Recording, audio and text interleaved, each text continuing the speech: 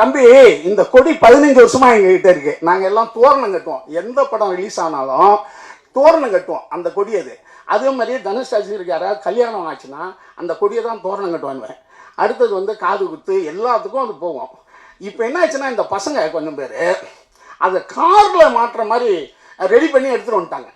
இப்போ நாங்கள் வந்து வருஷம் மாவட்ட தலைவர்கள், செயலாளர்கள், பொருளாளர்கள், அமைப்பாளர்கள் இவங்களெல்லாம் கூப்பிட்டு புதுப்பிப்போம்.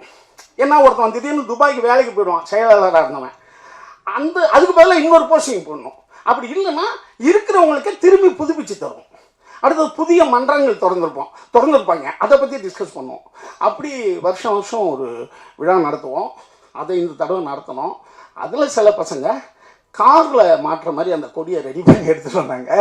அதை 4 பேருக்கு மாட்டி விட்டோம். அதை வந்து சில நண்பர்கள் வந்து புதிய கொடி அறிமுகன்ற மாதிரி நினச்சிட்டாங்க. அந்த கொடி எங்கள்கிட்ட இருக்கிற கொடி தான் அது. நன்றி, வணக்கம்.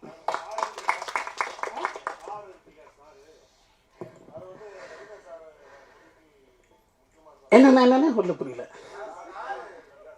ஆமாம், இல்லை அதான். ஆனால் சூரியனே ஒரு ஸ்டார் தான். ஒவ்வொரு மனிதனும் ஒரு ஸ்டார் ஆகணும். ஒவ்வொரு மனிதனும் வெளிச்சத்தில் இருக்கணும். வெளிச்சம் ஆகணுன்ற ஒரு அடையாளம் தானே அது, இல்லையா? அதனால் இதுதான் அமெரிக்கா கொடியிலையும் தான் ஸ்டார் இருக்கு. என்ன எல்லாரும் அந்த ஸ்டார் என்பது என்னன்னா வெளிச்சம்.